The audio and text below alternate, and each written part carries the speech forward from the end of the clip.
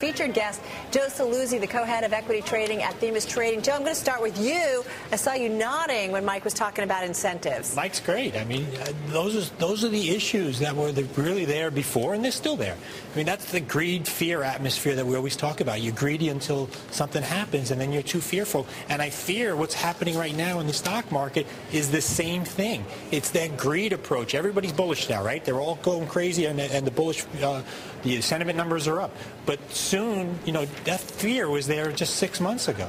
Shouldn't we be a little bit more bullish than we were 6 months ago? I mean, there's a lot more visibility. There's a lot less uncertainty out there. Friday's stock market, to me, was the biggest tell. When you saw an unemployment number come out like that, that tells you what a joke, what an absolute joke the stock market is, and how it's a lagging indicator, not a real indicator of what's going on. How do you get a number that tells you, you know, you're so backwards in it? And why does the thing keep going? I don't know. But, you know, it really is troubling when you see something like that. You know, minus 85,000, but we're supposed to be growing here. Well, at least it looks like we're firing less. I mean, we haven't started adding jobs, but if you look at the weekly initial jobless claims number, it's come down substantially from the peak. Like I think I said this once before, when you're in the basement, you can't stay in the basement. You have to walk up the stairs to get out. We're not walking up the stairs. We just stopped going down the stairs. But that doesn't help anybody. But I think the key factor is going to be really the weight of earnings coming out this quarter. Remember, for the past 3 quarters, earnings expectations have far exceeded analyst estimates. So, have those estimates caught up, and what's going to be the picture of corporate profits going forward is going to be the key driver over the next 3 weeks. I mean, isn't that going to be really telling, Joe? Absolutely. I think he's spot on. I mean, the earnings now have gotten to the point where no longer can you just be, you know, good enough or close to it. You're going to have to blow them away this quarter. Now, we're looking at a $77 estimate for the year. You're making it easy, by the way, with $77. Carol and I ate breakfast this morning at Deutsche Bank. They're looking for 82. 82? Oh, let's make it 90. Why not? You know, it's crazy, right? So I'll be conservative. If you want them to blow away, though, you know. $77. It's a 36% increase from last year. Okay, you're looking at a 15 forward PE right now on that earnings. Yet you're in an economy which is closer to the 80s, and I talked about this once before, which deserves really a 10 PE. If the economy is so fragile, like the Fed keeps telling us, which is why they won't raise rates, why do you give it a 15 PE? It doesn't make any sense, in my opinion. I wonder if you know, we were talking about this as well this morning, and what we were saying is a 10 PE was something we had back in March, right? And if you reduce the level of uncertainty, if you reduce the concerns and the headwinds and the fears as you go forward, shouldn't that justify a higher PEO as you go forward? Well, March, what was the earnings estimates back in March? I'm sure they were lower than they are now. They've been raising them for so much, right? What were they at? $60 then? About 65 bucks, you know, right? That's where the fear, that's what I was talking about before. That was that excessive fear that drove us. Stock market, here's the bottom line. The stock market overreacts in both directions. What is it going to take to get this market down? Did you see I mean, today, California was downgraded. In my opinion, if California was a public corporation, they would be the next Lehman Brothers. That's how bad this thing is. And the government, it's the same story. They said, we're not going to bail you out, California. Where are they going to come up with the $9 billion that they owe? I'm glad. Let's go back to Joe Saluzzi. I'm seeing him making some faces over here. What? The next Lehman Brothers, really? Do you see a state going bankrupt? Well, we know too big to fail exists, so obviously California is too big to fail. Come on, the government's not going to let California fail. Well, that's what we thought about Lehman Brothers, right? We all thought Lehman Brothers would survive. That weekend, no one in their right mind thought that, you know, it'd come in, right? So, look, it's who knows what they'll do? They don't have the money. We can't keep printing. And there's a lot of votes in California. Well, of course, we can't keep printing the money. How many times do we got to go through between the economies? Yesterday, the Fed making money was the biggest joke. Mark Faber, you had him on your show yesterday, and he said how they value their assets, however, is a whole other story. If the Fed is currently 43 times levered up, an investment bank was 30 times levered up at the height of the bubble. 43 times, which it was in the journal Lehman today. Was 39, so right about even with the Fed, right? A 2.8% drop in the assets of what the Fed holds would wipe out their entire capital. So again, if they were a public corporation, they would be the next Lehman Brothers. But come on, let's be real here. Why I always come in here is the divorce between the stock market and the economy. They don't make any sense. They're on two different roads right now. What is driving this beast of a stock market? I really can't tell you anymore.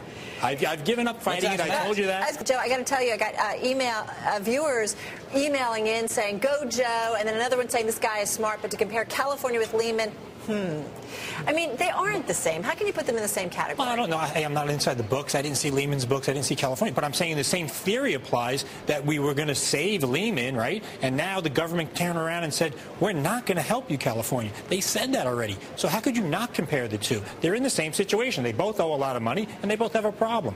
Okay, but here's the, if I can go back to what Matt said earlier. Right. What's going on now is, hey, it's a trader's market. You're going to make money. Everyone's trying to pick spots. But that's that short-termism, I think, that David Walker was kind of referring to earlier in your earlier interview. That's the problem. There was even a commentator on another network, a well-known guy, and he was talking about how loss of jobs is good because that's what makes companies money. So you as an investor should be happy that they're firing everybody. Come on, let's be real. That is short-term thinking. That is not, people who get fired aren't spending money, and that's what you were talking about before, Matt. The consumer, the credit numbers were down $17.5 billion. But we want to see that. Everybody was over-leveraged. I understand what you're saying. I mean, everybody was over-leveraged. I think it's a great idea. I think you should pay down your debt and do as, you know, you shouldn't walk away from your house either like these guys are doing with these strategic defaults on the mortgages. Right. Okay, that's something different. But I agree, yeah, you should pay down your debt. However, for an economy to grow at the rates that they're looking for to sustain a recovery, you need people spending. You don't think things are better? Come on. We do this every time. I know, but come on, go back a year. You know how terrible and miserable it was. I mean, things are somewhat better. Yeah, attitudes and people thinking and looking at the stock indices and everyone's feeling happy. But when you go out and you talk to the real people out there that Wall Street analysts don't seem to want to talk about, who are unemployed, who have been unemployed for 27 weeks, 40% of the unemployed now, 27 weeks or more. Come on, where are they? How are they living? How are they paying the bills? And that's why the foreclosures keep going. Up, though? They were up 1% when you take out the one extra day. Better from a disaster of last year. Nowhere near the numbers of 07. People forget 08 was a total annihilation. You can't. Come on, Joe. Retail sales are up. We're not losing 500,000 jobs a month. Home prices are actually rising, albeit to the level they're rising. GM says they're going to make a profit this year. I mean, even if you say it's all because of the stimulus, at least some of these numbers are ticking up. Can I get some of that Kool-Aid you've been drinking? Is that the bullish Kool-Aid? I need a little of that. Let's look at the numbers. Okay, I think it was Robert Schiller the other day. He was on, and he's the Mr. Animal Spirit. He didn't even sound very bullish on these numbers. The Case-Shiller index is up 5% off its lows. 5%? And that's a recovery? You've got a shadow inventory of millions of homes out there just waiting to flood the market as soon as they get a chance. Right. We've got a mess on our hands. Yeah, but we want to have people come back, be it into the housing market, say, okay, the market's better, now I can sell my house. Sure, the numbers are going to look worse as a result of that. Same thing with the labor picture. Yeah. As people who said gave up looking for a job, they're going to come back. It's going to increase the unemployment rate. We know that. But you want to see some of this, don't you? I'd love to see. Wouldn't you love to see some hiring? How did you like that beige book today, which was kind of one of those Goldilocks, well, kind of a little of this, a little of that, but no one's hiring. Hang on, let me get you on the record saying you don't expect hiring in the first quarter of 2010 because everybody who comes on this show says we're going to add jobs now. Get the other guy who said the weather was the cause of the Bring him back on. I'm not an economist. I don't know those numbers, but it's not great. I got to throw a bone to Joe here quickly because the SEC is talking about banning unsupervised access in stock markets. If you're going to be optimistic anywhere, it's good to be, as a Goldman Sachs shareholder, you could be optimistic, right, that they'll actually make money in prop trading because they seem to have really good days every day. Oh, that's amazing. You can make money 63 out of 64 days in a quarter. I don't know how they do it. They have a better crystal ball than us. But yeah, that's great for them. I personally don't like the investment banks. There's too much risk there. I have one pick for you today, but I never come in with a stock pick. I got a stock pick, but it's not really a stock. Let's hear it. You got to make it. And I agree with Matt just there. I think the yields on the bonds. I agree with Matt 100%. TBF, Tomboy Frank, it's a short of the Treasury index. So if you think yields are going up, and it's not one of these ultra shorts, I hate the doubles, I hate the triples, they don't work right. It's a single short. I think yields are going up to 4.5 as long as the printing presses keep coming. All right. So what would make you happy and finally say things are somewhat better? Stop the government printing presses. Let the economy grow organically. Let's see some real growth, not stimulus, not constant programs. You can bet you're getting another program coming out soon. It's just not working yet. Another Cash for Clunkers program. Wilbur Ross called for one on Bloomberg this morning. He's a smart guy. Made a lot of money. Who was this? Wilbur Ross. Of course. I'm not going to argue with Wilbur Ross.